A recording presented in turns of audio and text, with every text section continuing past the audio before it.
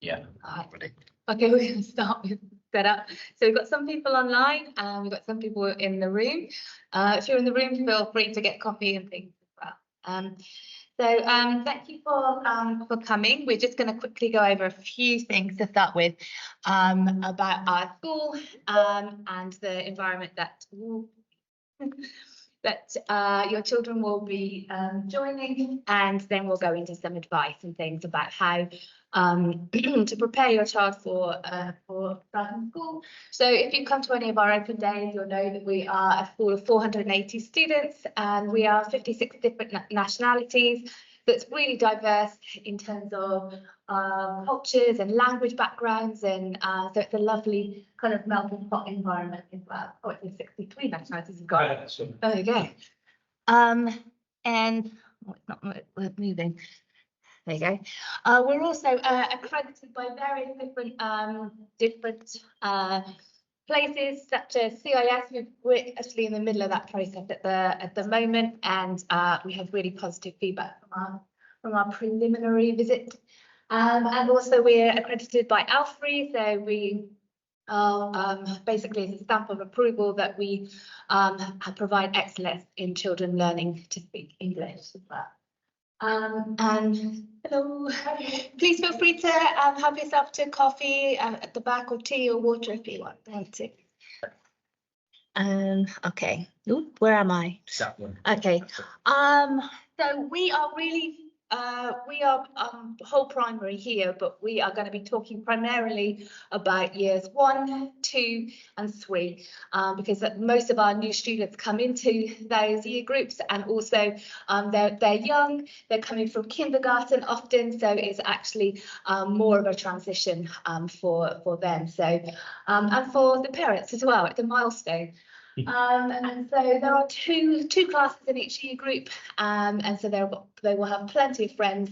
And usually, if you're already in Budapest and they're going to a kindergarten in Budapest or another school in Budapest, then often there are children that they know already. I was showing around a little boy the other day, and he knew a bunch of kids already from football practice on Saturday. So it's quite nice. We really believe in a strong partnership with parents, which is why we're starting off here as well. It's really important, the relationships that we have with you. They've got extra people joining online. Still going on. And that really helps our children to be successful as well. Good communication, strong links. Right. Okay. Okay, so as Marie said, we'll really here today to talk about children that are joining us primarily in year 1 and 2, so it's Key Stage 1 with some year 3 children as well. And I am in charge of year 1 and 2, so that's why I'm here to talk to you. The first thing that is important for me to explain to you is that we recognise that the transition from kindergarten usually to Key Stage 1 has to be a gradual one. The children will be too shocked and surprised if all of a sudden it looks like year 6 at school instead of the kindergarten they're used to. So that's something that we recognise, and the transition is done gradually. So we still have a lot of play in our, we take a lot of breaks, we make sure that our energy level doesn't dip, and that we do things like eating snacks and eating fruit to help the children with that. However, it's certainly my experience that the children are ready for this challenge. If you give them the opportunity and you put them in a position where things get a little bit more school-like, then they're usually ready for that challenge. As long as they are happy here and as long as they're comfortable here, which we work very hard on, I'll talk a little bit more about later, then they will thrive in that environment. And parents often ask us, oh, should I leave my child in kindergarten for another year? I'm worried about them keeping up with school. If you want to learn school skills, probably the most likely place you'll learn them is a school. So that's kind of what we say to the parents is, if you think your child is ready for school and that's what you want to prioritise, then bring them to us, and we will recognise that they do need a little bit more of time to get used to school, but what they want is those experiences. So that's what we do, and what that will look like is as it graduates from kindergarten look to more of a school look, the fun stays, the investigation stays, the practical nature of our lessons, these things all stay because we know that they work for small children, so that's what we do. Everything starts with reading and phonics. That's where we base everything. And if children need more time and support in that, then we give that to them. Also with their language as well. If they come to us not speaking any English, then we give them that time and support as well. We don't expect them to be able to, miraculously learn English overnight and keep up with whatever else we might be doing. It's very reflective of their needs and very developmentally appropriate as well.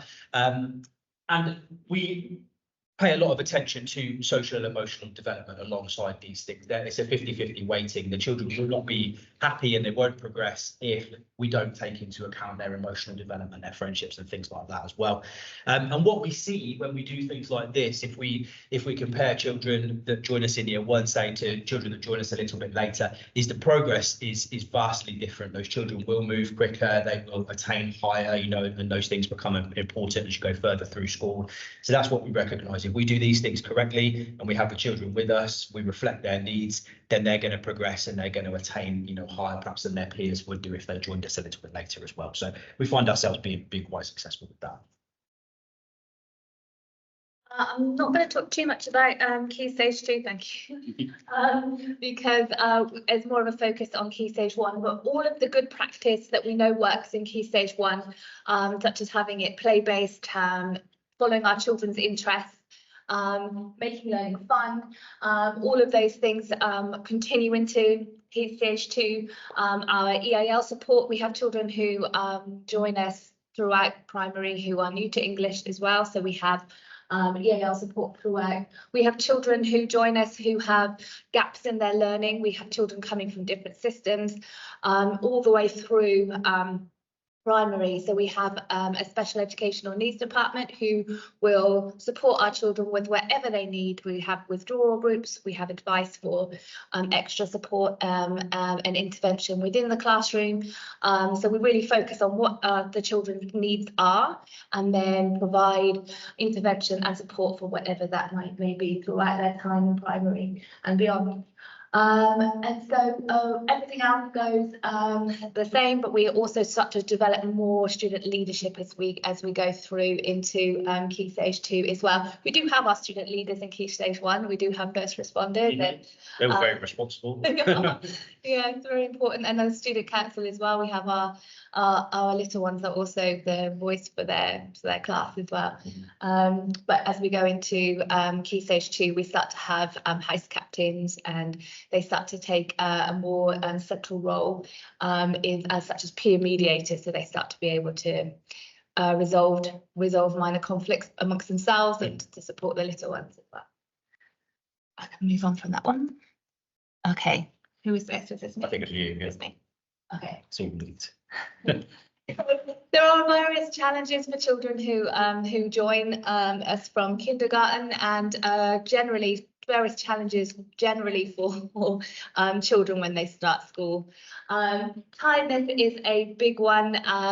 It is a busy day, and it's quite a long day for a 5-year-old, 6-year-old, so they do get tired. And we're aware of that. So as Dave was saying, we try and provide them with breaks, make sure that they have regular brain breaks, active breaks, snack breaks to keep their energy levels up, but they will feel more tired when they are at home. That's for that reason we tend to we restrict starting ECAs, that's the after school clubs, until after the first half term for year 1. They just are really tired. They still sign up, but we end their day at 3:30 so that they can just go and relax and get used to the routines. And then after the October break, then they're a bit more ready to extend their day a bit if they wish to. We also stagger homework in Key Stage 1, so they don't start in week 3. Key Stage 2 start doing their introduced to homework, but in Key Stage 1 it's generally they start with reading and then a few spellings, but not all. I think they do 10 in Key Stage 2 and it starts with 5. Yeah, and it's very game based as well. The children, I've never seen children so enthusiastic about doing a spelling test or doing a mental maths test. They just think it's a big game. it is down to the support the parents give them. They're practiced very positively at home, but ultimately when the kids come to do it in class, they're very, very keen. And if you forget, they remind you straight away that it needs to happen today. They want to demonstrate what they've learned, I think, with anything as well. That's the power of homework, is they do it away from you and then they get to come and show you as well. And just on homework, because I know this could be sometimes a point of anxiety for parents, that actually we don't believe in giving our children lots of homework. We look at the research for homework, and homework can have a negative impact on learning. It can have a negligible impact on learning. So why do that much? We choose to do things at home, which we know from the research does have an impact on learning. Things like reading practice, daily reading practice, that's important. That will affect your child's reading, and reading affects everything in school. Spelling, that does have an impact on the extra practice and rehearsal at home, that does have an impact, so we do that. And basic facts and in maths, getting to know the quick addition, subtraction, multiplication and division facts, we know that has an impact on their maths learning, and it becomes automatic when they are looking at more complex areas of maths. So we really do focus on those things that are going to have an impact in their learning later. Another challenge that I know that probably parents are worried about is friendships. You're worried that when your child starts a new school, are they going to have friends? Are they going to be happy? And that is something that might be worrying your child as well. They might be very comfortable and familiar in their kindergarten setting, and this is new. And are they going to find friends? Well, they find friends within a few minutes usually. Yeah. Certainly by the first playtime, but it is a worry, and it can cause anxiety. If your child doesn't speak English yet, then there will be a language barrier in certain areas, and that can cause anxiety as well. And we know that can be a little stressful for children to start with. But children are so adaptable. They're much more adaptable and flexible than we are. Yes. and they do very quickly settle and get into the routines, and they find that there's always somebody that they can speak to in some way. Yeah. I think the community here is so excellent as well, that the children won't necessarily just be looking for friends within their own classes or even within their own year groups. It will be year ones are friends with year sixes because they share a language, or you might know my older brother or something like that. So yeah, the community is a huge part of how the children become comfortable, and it happens very quickly. Yeah, sometimes we do ask for help from some of the older ones as well, who they love it. Yeah, and they're very responsible, come and do translation if we need Slovakian or Korean or something like that. Sometimes parents worry that their child is not prepared academically. What does my child need to be able to do? Should they be reading already? Should they be able to count, add, subtract? And that's something that causes quite a lot of concern and a lot of questions in admissions and open days and things. People come and ask us all the time, worrying that their child isn't going to know enough to be successful. I'm going to tell you right now, before we even get on to the next slide, it is not a problem. We have children who come into year one who can't write their own name yet. Obviously, it's really helpful if they can write their own name, and it's really helpful if they do have certain skills, which we will go over, but it's not a problem if they don't. That's what we are here for. We teach them these things, and that's why they come to school. So it's nothing to be worried about at all. Separation anxiety. I know that in kindergarten, perhaps when your children were very young, then they may have cried when you leave, and this is a transition. They may be a little worried, but very often children get over that very quickly. And I think this year and last year, because we had so many transition events, we had things like the up and away, we had the step up day, we had the day before the first day of school, we call it orientation day. By the first day of school, the children were so familiar with the teachers and each other, nobody cried. No. It's great. No one's crying. No, it's been a lot more about parents this year, actually. And parents are a lot more nervous. and children are giving you that kind of, I've kind of had enough of this sort of attitude. They just want to come to school and get started on the day. So they've been very mature this year, and I think you're right. It's a lot about, by the time the children get here on, August the 25th or whatever it may be, they've been in school 5 or 6 times, and that is for them quite a large number of times. So they're very, very familiar by that stage, very comfortable. And if you do feel that your child might be anxious and might have some kind of separation anxiety, we did have one parent who came to us and said, it was a nightmare at kindergarten. My child wouldn't stop crying. They cried all morning until lunchtime, every day for 6 months. I'm really nervous about starting school because it was such a nightmare in kindergarten.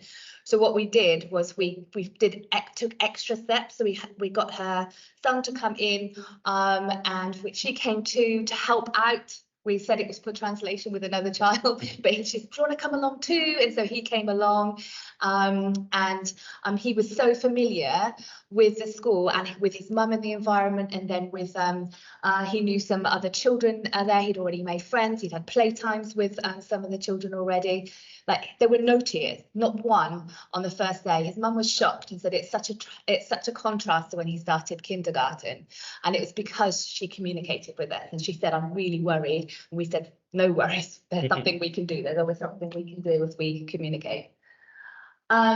Expectations. So some families are worried that their child won't know the expectations. Maybe they're not ready for. Some parents have the view of school that their children have to sit at a desk for a long time, and my child can't sit at a desk for hours. It's not. They're going to be moving around. They're going to get into trouble. Those kind of things. We know children can't sit on the desk for a long time. We don't expect them to. We don't want them to. They will be bored. They will be miserable. We will be miserable. Absolutely. Yeah. So we don't expect them to, and we also build them up to the expectations. In year 6 are very different to year 1. In year 6 they can sit and listen, but even year 6, we understand children can't. It's boring. We don't want to make things boring. Learning active and fun. Yeah, it still has to be tasks that are appropriate to their level. It doesn't matter where those tasks are happening. Even in year 6, they might be sitting at their tables for 20 minutes or something, but it will be doing something that is engaging for them. And that all starts in year 1 and year 2 as well. It's about engaging the children before you ask them to do anything at all. We're really aware that when they start it at school, we are responsible for developing their love of learning. We want them to be excited for it. We want them to view themselves as learners. We want them to feel that it's fun. And if we force them to sit at a table for a long time, it's not going to feel that way, and they're not going to develop that real love of learning and that internal satisfaction from learning as well. So we do teach them routines. We teach them how to line up. We teach them how to move around. We teach them how to sit. We teach them how to hold a pencil. All of these things we teach them as they go through, and we don't expect them to know it at the beginning. When they join year 1, they spend a lot of time just showing the children how to move around the classroom so it's safe, and they're not bumping into each other or brandishing scissors, kind of things, and so we do go through all of those things for them. I think another kind of source of anxiety could be a lack of understanding of the British system, the international system. The vast majority of our parents have not been to an international school themselves. The vast majority of our parents have no knowledge really of the British curriculum either, and that can cause anxiety as well, just not knowing. We don't follow textbook. I know that lots of families choose our school because we are more creative, and we do try and follow our children's path of interest, and we do try and make it play-based and project-based. But because there's no textbook, it means you can't look and see, oh, it's page 7, that's going to be Tuesday. That there's some comfort in knowing exactly what your child is learning in school. So we do try and share what we're doing in various different means through workshops, the Google albums. So we're getting you in because we know that it's comforting to know what your child is doing in class. Yeah. So we're aware of the transition process being kind of two-way. It's a transition to school, but ultimately it's a transition away from kindergarten and away from home.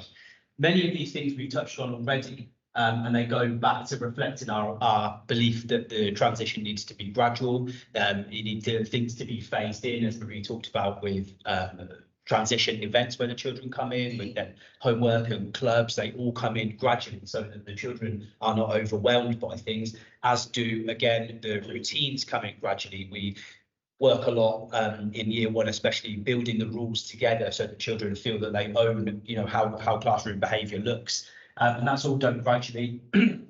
And then when we move on to things like, practical learning, the things that you might recognise more as learning, we keep the play, we keep the active elements there as well. We put the support in where it needs to be, if that's language, or whether that, again, is social and emotional, again, to make that transition gradual. Nobody's left on their own to kind of make their own way. We'll be there to support them everywhere we can. And the reason for this is that we know that happy children will be comfortable children, and they will make progress. If the children are happy and they're settled in the environment, they're comfortable and confident being here, the rest is very, very easy. After that, as teachers, you just have to talk about things with them, and they will pick things up and they will learn skills. It starts with that being comfortable and confident here. It starts with that gradual process. And as Marie was touching on at the end there, the relationship between school and home is second to none when it comes to building that level of comfort. So we will communicate with you an awful lot, and we will invite you to do the same with us as well. There's nothing that's too small that you could talk to us about. It may well be that you might mention something, or a sleepless night or something like that, and all of a sudden it connects with a whole bunch of other things that we've seen and makes a much wider, clearer picture of your child. So we'll communicate with you and we'll invite you to do the same. And, the way that we communicate, we've got practical things, of course, like we'll send you emails, we'll talk to you on a playground, we might need to phone you. But then as well, we're doing things like visiting kindergarten. So if we know that your child is down at Happy Kids or A to Z, then we've probably already met them, because we're there at least once a year chatting to those children. And when I look around, if my memory serves me, it's the first place I've met a lot of the kids that are in Key Stage 1 and even into Year 3 at the moment as well. So we'll make a lot of those visits, to make sure that the children know us and that we know them. You will get practical communication when we do our assessments. You'll get your child's report and the results and things like that, which are, we do those things because it's a great data point, but ultimately they make up a very small amount of teaching and learning. Communication often is not just a one-way or an even two-way event. We might tell you something, you might tell us something. The conversation probably just continues from that point as well. And again, that helps us in building the relationship with you. So don't ever feel like, okay, I answered that question, so Mr. Milburn doesn't need to know anything more from me. Please share what you think is relevant. I'm sure it will be. We have sort of transition events for parents as well. We invite you in to meet the teacher at the beginning of the year so that you can get to know your child's class teacher, find out their background, find out what they've been doing, and ask them the questions as well. And just like today, there are many, many workshops and webinars that go along throughout the year, things from transition to school, learning workshops like phonics and languages and EAL, behaviour workshops, reports, anything you might think of, you'll be able to find out about. And I run a lot of specific parent events as well, where we'll talk about things that are relevant at the moment to you and to the parent community. Marie meets regularly with our parent reps. So there's a huge amount of opportunity for you to get into school and for you to tell us what you are thinking. And that's why I say really that the transition is both ways, because they are transitioning to school, but they're also transitioning away from home and away from kindergarten. So it's important to remember that being nervous is normal, and it's important to remember as well that any behaviour that you see in your child is a form of communication. They're trying to tell you something with whatever they might be doing. And here are some kind of practical things that you might want to do that kind of add a little bit of illumination to those behaviours as well. It might be important for you to perhaps do role play with your child if you sense that something's perhaps wrong, they're not feeling particularly comfortable about the next day at school. Role play is a good way to get your children talking. Stories are a good way to get your children talking as well. It just takes it away from being real and means that there's not too much kind of pressure attached to it. They can tell you a story in the third person or with a puppet or something, which might give you a bit more information about how they're feeling. Again, it's all just about being collaborative. It's all just about communicating. And hopefully if we do these things correctly, then the process will be smooth and children will be happy and comfortable.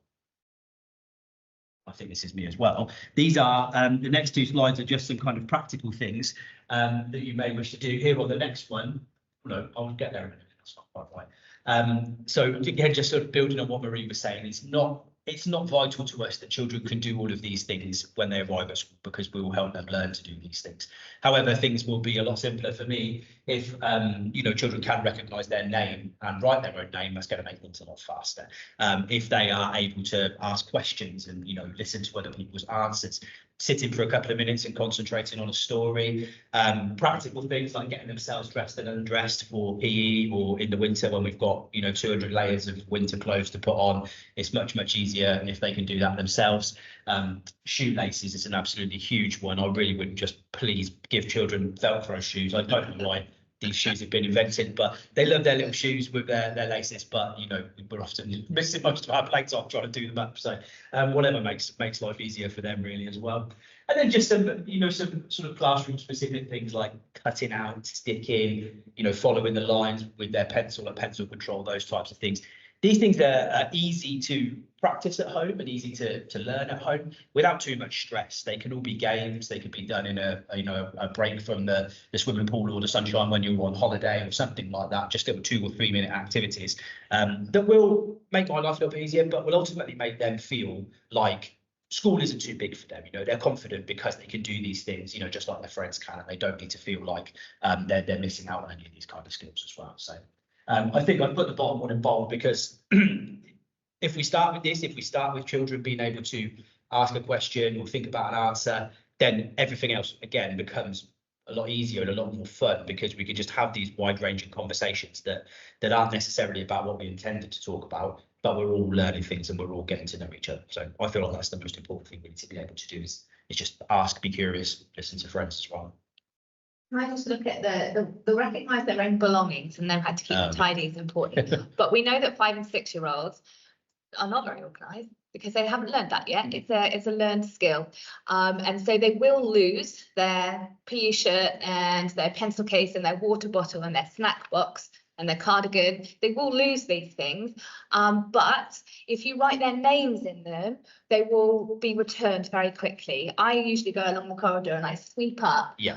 Big armfuls of clothes, and we actually found a cardigan in here today when we were setting up, and it had the name in. Loyally with the name in. So Dave was able to return it to the child straight away. So yeah, we know that they can't organise themselves very well, but writing their names in, we always say this every year, and about half the people do it.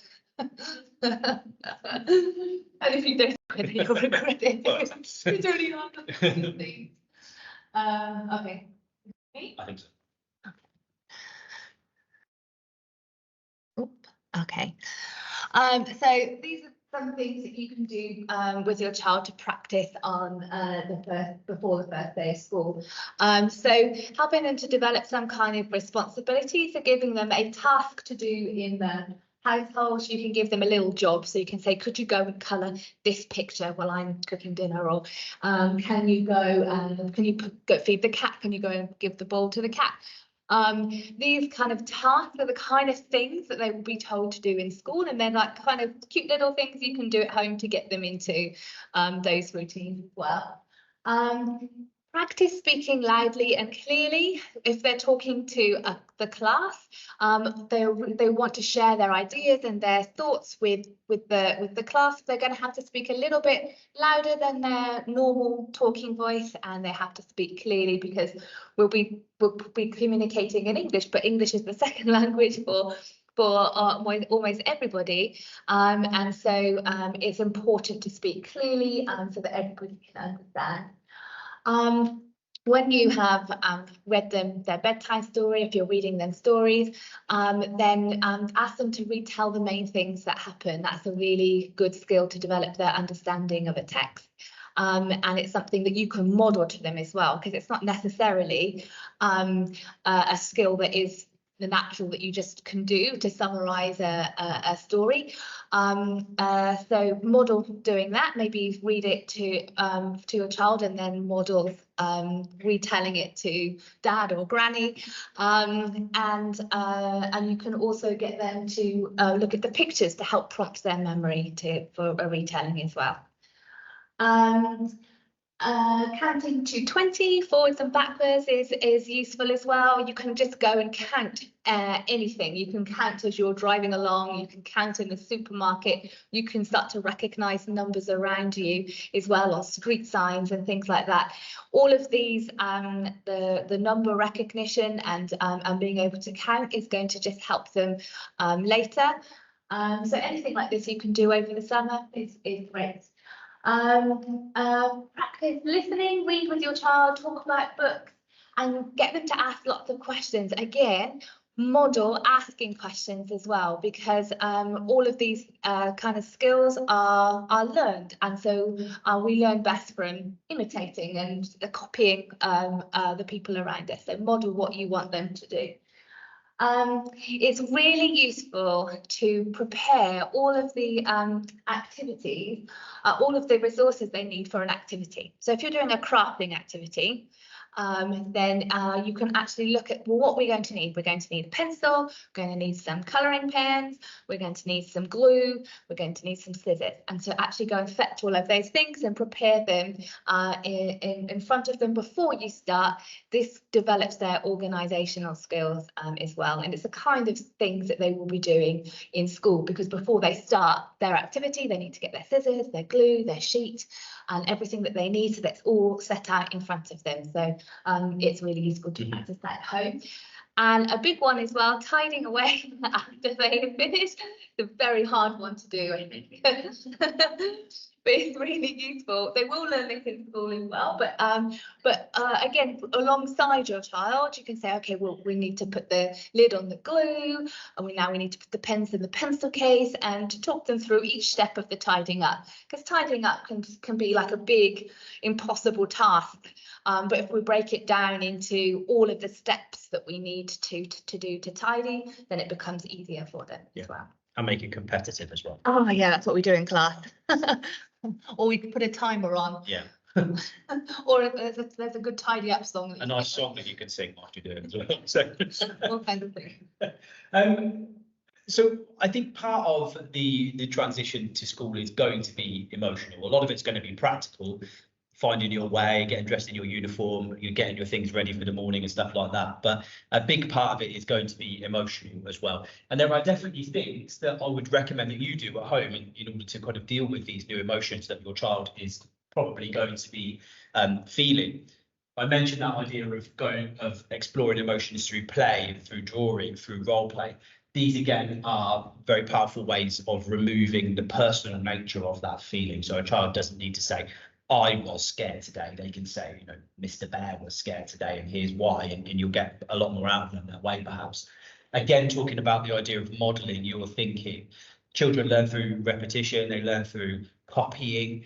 They perhaps don't realise that the adults are doing these complex ways of thinking when you're making a decision. So it's very powerful to model to your child when you're stuck in a situation which, you know, probably haven't lost the frying pan, so you might want to make things up as well, just to model that idea of, oh no, I'm stuck, you know, what can I do? The idea of asking for help, you know, a child asking for help, for some of them, when they realise that's what they need to do, it's a light bulb moment, and you think, why, you know, how are you stuck on asking for help with something you couldn't do? But they just don't know that that's the next step. So it's important that adults model that idea to them as well. And just talking in a positive way, talking in a way that isn't dismissive. It's too easy, I think, to say, oh, you'll feel better. Well, don't be sad. You don't need to be sad. These things sound nice and they sound supportive, but you can be, I think, as adults, just guilty of dismissing a whole range of emotions. It's, you know, your child is feeling upset. They are feeling sad today, and they probably won't just start feeling happy again by being told to feel happy again. So acknowledge the emotions for sure, talk about them, but rephrase them, you know, redirect those emotions. You know, it's okay to feel sad today. I'm sure you won't feel like that every day. You know, do you want to talk about why it might be today? And it just means that children are not also having to kind of worry about how they feel. You know, they can feel freely, and they're not worried about, well, I'm not really allowed to feel sad. You know, feeling angry is not the right emotion. Of course, you want to try to redirect it. It's not what you know, the action that comes from that emotion might not be what you want to see, but the emotion is real and you don't want to dismiss it, I don't think. And ultimately as well, I think be aware of your own emotions and your own anxieties. Marie was talking about this, you know, most of preparation for school is definitely about, well, 50% of it is definitely for the adults. Us, we're here for you as much as we're here for the children, because it's such a leap. I don't have any children, so I don't know the value that, you know, I can't feel the value that they bring to you, of course, but that is how you're going to be feeling, is your precious, you know, possession that's gone off into the world by themselves. So it's going to be tricky for you as well. We want to help you navigate that as well. And part of that is realizing that perhaps your emotions and your feelings are not the same as your child, that you might be feeling anxious or you know, nervous today. Your child might not be feeling the same thing. So recognize that those two things might be separate. And again, this idea of modeling your feelings comes back in an easy way from there, is you can start to share your own stories. You can say, you know, when I was at school, this is how I used to feel. And again, just make it kind of real, connected to something that is easy for a child to understand. And if you do have older siblings, then older siblings are a fantastic resource. We call on them a lot here in school for practical matters like translation, but also to find out what might be happening with a child. We might go and track down their older brother or sister to help us a little bit as well. So these are things that, as I said, I feel like, you know, you could do. My advice to you might be, but ultimately for us as well, it's what are we going to do for you when it comes to that emotional transition to school. The transition events like Teddy Bear's Picnic, again, come under communication, because that's a time for your child to be in school and get to feel a little bit more comfortable with us and with the environment. Getting prepared for the day, looking over the timetable so a child isn't surprised by what comes up. Timetables are displayed in the classroom for this exact reason as well, but it starts in the morning, making sure that they're prepared. You'll get a lot of photos from school. We share albums with you that are updated daily on what's going on. So you will be able to see what's happening. That will help with your emotions, and it will also help with the discussions you can have with your children later as well. The trips and things that we do, we invite parents to come on, especially in Key Stage 1. It's a lot, it makes, again, things a bit smoother if parents join us. More adults are better in those situations when you're leaving school and going off on the bus. And it gives you the opportunity to see what's going on as well and get a flavour of what's happening in school. You've got time at drop off and pick up that we could talk to you as well if we need to, and you can come and talk to us if it's just a small conversation or an update on something that might have happened, and we'll take that opportunity to give it to you. And with all these things, as I said, we're kind of inviting you to get involved, whether it might be involved in coming into school, doing something practical for us, like coming in and being a volunteer reader or something like that, a trip, maybe just a transition day, an official meeting that we might need to have. Maybe you want to do things outside, like setting up play dates with unfamiliar children. You know, you're going to meet parents on the playground as well that you're going to start to become friends with, perhaps, and you know, you can set up play dates for those children that are less familiar with each other to kind of broaden their circle. We can support you in that with communication with things like Class List, our communication platform. You'll be able to find everybody's details there, and we can give you guidance if you need that as well. And like I said, ultimately, it's a two-way process. So we want to do things for you. We want you to help us, but ultimately, then we're going to reflect that straight back at you, and we're going to kind of, you know, do more for you as well. So the emotional part of things will be handled if we work together, I think. These next two slides are just a bit of a summary of what we've been saying when it comes to actions you might want to take. So I won't go back through them.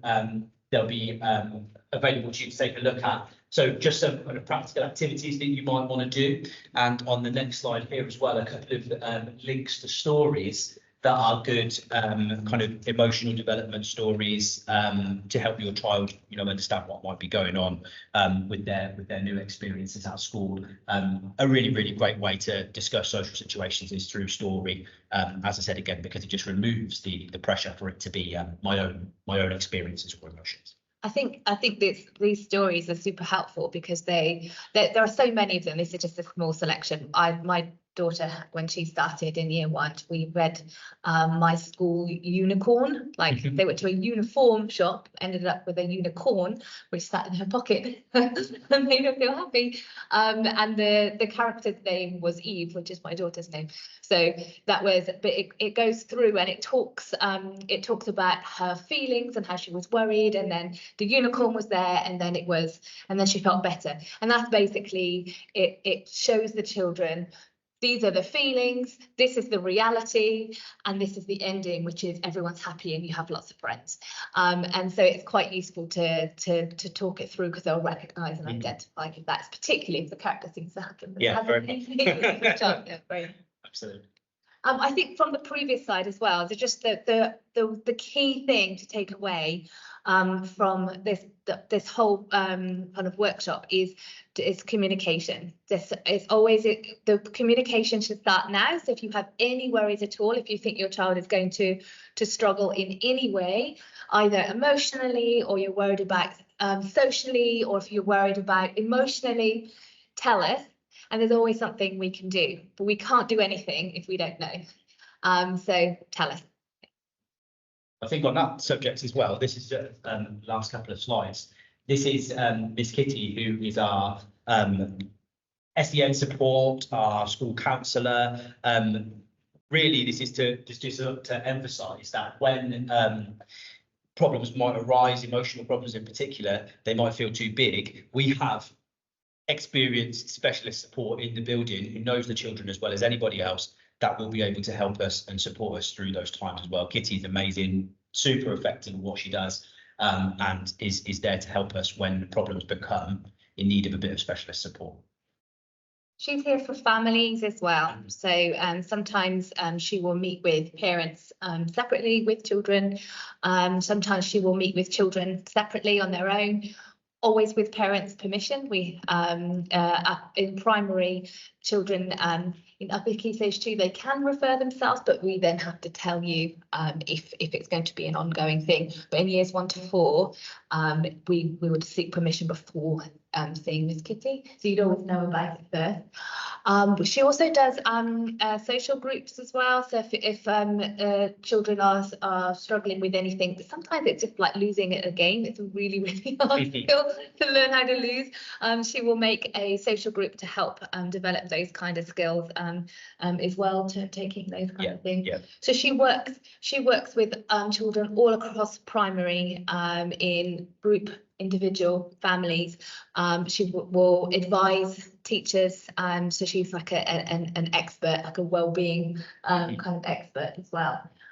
So it's really useful to have her to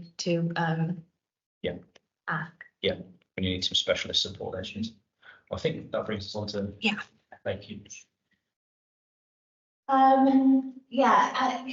Starting a new school is a shaky time. At any time, from if you start in primary, secondary, even as an adult, when you change jobs, transitions are a shaky time. And so it can be difficult, because it does disrupt friendships. You have to start making new friendships again. And so that's why it's really important for us, when new children do join us, particularly in year 1, it's quite useful because everybody's new. Everybody is in exactly the same position. In year 2, there are still, the year 1, as it goes up into year 2, expands. And so a lot of children are in the same position in year 2 as well. So there's lots of PSHCE, that's personal, social, health and citizenship education lessons, where children learn how to be a friend, how to recognise when somebody needs to be kind of pulled into a game, and the children can recognise that in each other as well. And so it is a shaky time, but there's lots of buddies and children who are or have been very recently in the same situation. So the children really do make friends easily. One of the things that makes our school quite special is actually they are so friendly, they are so accepting, and when a new child comes in, they get so excited to make new friends, and it is a really smiley, friendly place, the children do make friends very quickly. Yeah. Children sometimes take a while to settle into a new school. Some children, like, in week 1, it's like they've always been here. They're just into the routines and good for them. But most children, it does take longer. And some children, it can take quite a long time to settle down their emotions and feel very comfortable in the new environment. If you are worried that they are taking a while to settle, if there are things that are happening, like they don't want to come to school, they're finding it hard to sleep, or they are finding it harder to separate from you in the mornings, those are the kinds of things it's really important to communicate, so that we can work together and talk about why that might be, what we can do together to make the experience easier and to help them to settle better. Yeah, I think the final thing to take away really is, if you have any worries, any concerns, then tell your child's class teacher, tell me, tell Dave. We are all here to help. So we're a partnership, and we can, if we know about it, then we will help. Mm-hmm. Simple as that. Yeah. Okay. That's it from us. So I don't know if you have any questions. I'm going to stop sharing my screen so that I can see better. Okay. Yeah, any questions, please fire away. I think we covered everything. Does anyone online have any questions? I think I could enable your microphones if you wanted to ask any questions. So feel free to turn on your microphone. I'm just going down and enabling.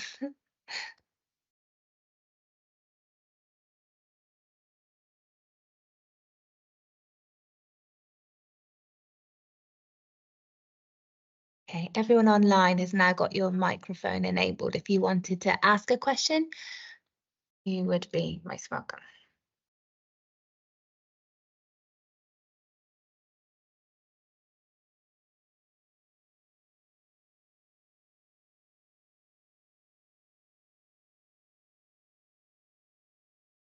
Good question. Yeah. Already. Oh, so who is your child? Okay. I think that it depends on the numbers that we get from the kindergartens, because say if it's just 1 or 2, for example, then they'll definitely, we would almost certainly put them together, because it's going to make things more comfortable. I think we've got quite a few from A to D this year, and we don't want to put the kids in a position where they've got 7 friends, for example, and they don't make any new friends. So we've only got 2 classes, so the split could only be, 50-50. But we will probably, we definitely will divide those children up. Put them with somebody that they're comfortable with and that they know, so that they get that immediate familiarity when they walk in the door. But also, yeah, give them as much chance as possible to find new friends. And it's also better for the rest of the children in the class as well, if their new friends are coming in and they're not already stuck together. It makes things a lot more comfortable for everybody. So yeah, it definitely works. We've seen it work a number of times to give those children a little leg up, a little platform to build from. But it's important that they branch out. It does make things feel more familiar when everything is new, when the classroom's new and the teacher's new and the routines are new and the school is bigger and there are big kids as well. It is comforting to know that there are familiar people, familiar friends who are going to be there in the same room as them. So we do put children from the same kindergartens together, but not all of the A to Zs won't be in one room together. I think in the admission, we often, one of the questions we ask is like, what's your favourite thing to do in kindergarten? Who are your favourite people to talk to? Who are your favourite people to play with? And they start to give us names, and then we make connections and say, those 2 are friends. And if we know that they're best friends, then we put them in the same class. I think so. Yeah, we always have. Yeah. I think it makes things a lot nicer. I think also don't on that subject, kind of don't underestimate Anthony as well. I'm thinking of somebody in particular that had a lot of close friends from their kindergarten. They're now best friends with a couple of other children that they're just very, very like. They've never known these children before, and they've pretty much just abandoned their old friendship groups and have made these really solid connections to these kids that are, they share a lot of similarities with as well. So that's why we do it, is to give the base, but also give the space to find, like-minded individuals really as well. So is it applicable for year 1 and year 2, or for the whole years? Because I'm thinking about he's leaving to school with his best friend, and we spoke with his mom yesterday, and we were wondering whether they will be in one class or not, because there are classes to be in one class, and they will be feel more safe in this manner. From another side, maybe they will close to each other, and they will find another friends. So your opinion is to bring friends in one class. It is when possible, but also I think with year 5, because they're so full, then it's very challenging to have enough in to put 2 in one class. I can't remember how we've done it, but and it's still subject to change. But I know with Kira, for instance, then actually they know a lot of other kids who have either come from the other school, or they know from football practice and things like that. So they actually they will know some kids in the class, whatever, and they are across the hall from each other. So even if they were in separate classes. So yeah, if possible, if we know 2 children who are new, are coming from the same place, where then there can be a benefit from putting them in the same class. Although sometimes we explicitly have parents ask us not to, because they're best friends and they mess around. Yeah. That kind of thing can happen. We always say like matches made in heaven on the playground are not like the best learning partnership sometimes. So it kind of it depends. So it can be a conversation. What do you think is next step? Buying uniform, or we will have an email about that. Yeah, so we I think it's the 17th of June, we have a step up day. So at that point, the week before, commencing the 10th of June, then we send out letters to all families, existing and new families as well, just telling you who your child's class teacher will be, the teaching assistant will be, and the room that they're going to be in. And so they will know those things. Then on the 17th of June, we have a step up morning. For year 1, it's a teddy bears picnic.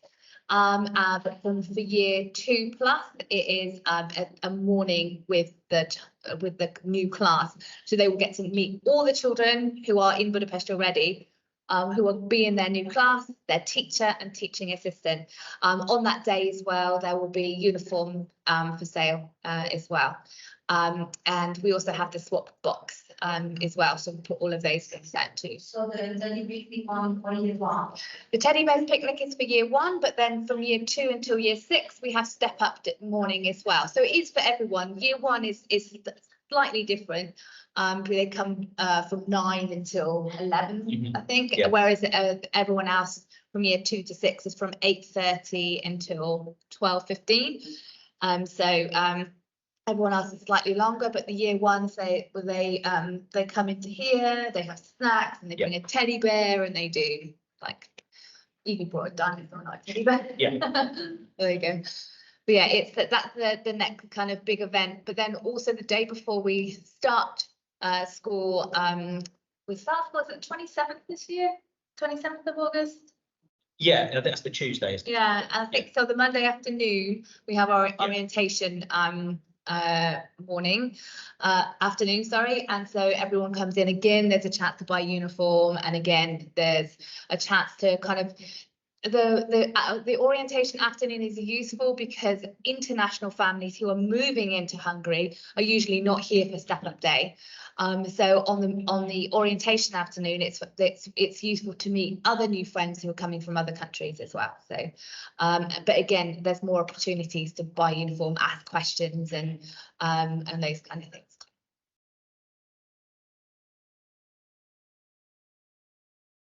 Just to be sure, you mentioned about the extracurricular activities that they are going to start when? Since then, not from the beginning, but no. So for everybody, the clubs start. Is it in week 3? Week 3, yeah. So for everybody, sorry, except for year 1, but everybody signs up. So all the clubs go out. You find out what the children can do, and everybody makes their choices. The choices then go into a big piece of like AI software, which fairly distributes the clubs. But the year 1s won't start until after the October break. They'll have their choices, so they won't miss the chance to do dancing club or football club or whatever they want to do. Their names will be on the list, but they won't start until after the break, just to give them a little bit more time. As Marie said, the They do get day's to be so tired. long. That by 3:30, most of them are ready to go home. So we wait until after the October break and then we start. But they get their chance to choose. So as long as you talk to them and as long as they put their names down, then they won't miss out. But it just starts a little bit later. We start 8:30 and finish 3. Yeah. So, Sorry. yeah, we have on the playground, we have a staff on duty from 8. So children and the school buses arrive from 8. And then at 8:20, all the children come in to school and we have the register. So they're usually down in the corridors by about 8:22, 8:23. They take the register. And then the first class starts at the first lesson starts at 8:30. In year 1, they have a break between each lesson for snack or play. Yeah. But for year 2 and above, we have 2 periods and then a break, and then a period and a half, then a break. The date of the orientation day? The 20th, The 17th. the 17th of June is the step up day. Okay. And the orientation afternoon is after the summer break. So that's the 26th of August, if that's a Monday. Yeah, that's correct. Yeah. I think it goes my birthday, your birthday. So then Yeah. Yeah, nice. happy weekend. The uniform, because I know that the biggest challenge for my son would be the uniform, because he does not like buttons. Very often he refuses to wear some kind of clothes which are more smart, right? What can we do that to prepare him for that? Sure. Well, maybe in the step up day, for instance, I think he will see everybody else is wearing it, and that will also help him to want to be the same as everyone else and see the big kids wearing it as well. They can change their minds from that. Maybe trying it on and making it like when you come in to look at the uniform, making a big fuss about oh, look at this, look at it, a big boy now. It's just the top is just a polo shirt as well, so the buttons there's not many buttons. And also in a practical sense, Marcel, one of the children in my class, has got a polo shirt that looks like it's got about 3 buttons here, but the whole thing is Velcro. So he wouldn't even need buttons in that case. I know it looks really realistic, but he just gets ready for being and he's like sort of super. But yeah, so he may not even need to get involved with buttons if buttons is the problem.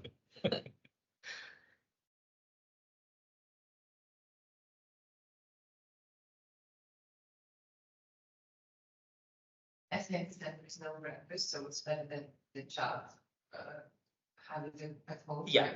And then they have a food time. Yes. Yeah. It's about 10. For year 1, it's 9:25. And for year 2, it's 10:15. So yeah, they'll get school provides the morning snack. So it's things like fruit, yogurt, maybe like a kind of little cheese sandwich or something. It goes through a bit of a cycle over a couple of weeks, so it's fairly varied. And there's something in there for everybody really. Sometimes it's vegetable sticks and a dip. The kids kind of prefer it, I think, when it's a bit simpler, but they get into most things over the course of the year. They don't worry too much. Okay, so it's not just the fruit. No, sometimes it is. Sometimes it'll be a banana, but often if it's fruit, it comes along with these little like kind of water biscuits that are quite popular in Hungary. Just little kind of square biscuits that they eat quite a few of as well. So there's always something something like fruit or vegetables, and then something that is a little bit more kind of carb driven, I guess. So. And then lunch. And then lunch for us in Key Stage 1, it's 11:40. We go a little bit earlier, and then the rest of the years get kind of phased in after 12 o'clock. They all start to come up in about 5-minute intervals. It really, the thing that I noticed the most with the year 1s and 2s is they are complaining that they're hungry if they didn't eat anything. It's as simple as that. And we said you didn't eat your snack this morning. That's why you're hungry. Or you got too excited talking to your friends at lunchtime and you didn't eat it. So that's why you're hungry. So it's one of the first things we talk about is if you're hungry, it's probably because you haven't eaten anything. So maybe tomorrow we'll concentrate a bit more on eating and less chatting, and then you probably won't be hungry anymore. So it's just a little learning curve. It doesn't last very long. But the reason they'll be hungry is not because of the food that we're providing, it's because they won't have eaten. So we just work on that as the time goes by. They get their afternoon snack as well, which is provided by home. So we have a break in the afternoon around about 2:30, and they'll have a chance to have a bit more snack there to get through the end of the day. That's normally when they. Yeah. Yes, the afternoon snack is from home. We just ask that it's something simple, again, healthy, so fruit, something along those lines, yogurt, that kind of thing, wherever you know that they will eat. And it's enough for them to eat as well. So we have had some children coming in with big packets of biscuits, which are not healthy, and then sharing them. Whereas we do have food allergies within the school, so we do say please don't share snacks, because your mummy knows what you can eat, but she doesn't know what your friends can eat. So it's important not to share those snacks. Yeah, that's sometimes. I think we also have a really extensive salad bar that's new now, and it's quite funny to see 20 children lining up in their lunch break to get to the salad bar, because there's the parents were in my parent group were feeding back about it's good to, rather than having a mixed salad, to separate it so that they actually take if they don't like carrot, for example, they wouldn't eat a salad that's been mixed with carrot in it. Whereas now it's separated, they can take what they like. And you've got children with Manchester salad, and there's pasta salad and rice salad and pickle salad and all these kind of things. Yeah. Lots of different fruits and things as well. So yeah, we do have queues for those kinds of things, and they have bread as well as there. Yeah. There's certainly enough food, enough good quality, healthy food as well. As long as they concentrate quite a lot on developing our menu, because we've been asking students for feedback, and also parents and teachers, and so there's been quite a lot of changes and development. We have an India Day, we have Spanish Day, and so we get food from around the world. So it's I like the food. I don't know. Any other questions? Anyone online? Okay, I think we may have to end here, because year 6 are doing their production. This is Mr. G, and he is the director extraordinaire of year 6. So at the end of their time in primary, they have an amazing performance on the stage for all their parents and all of primary, and they have a rehearsal booked for now. So that'll be okay. But thank you so much for coming. Thank you. Nice to see you. Thank you to everyone online as well. I hope it was useful.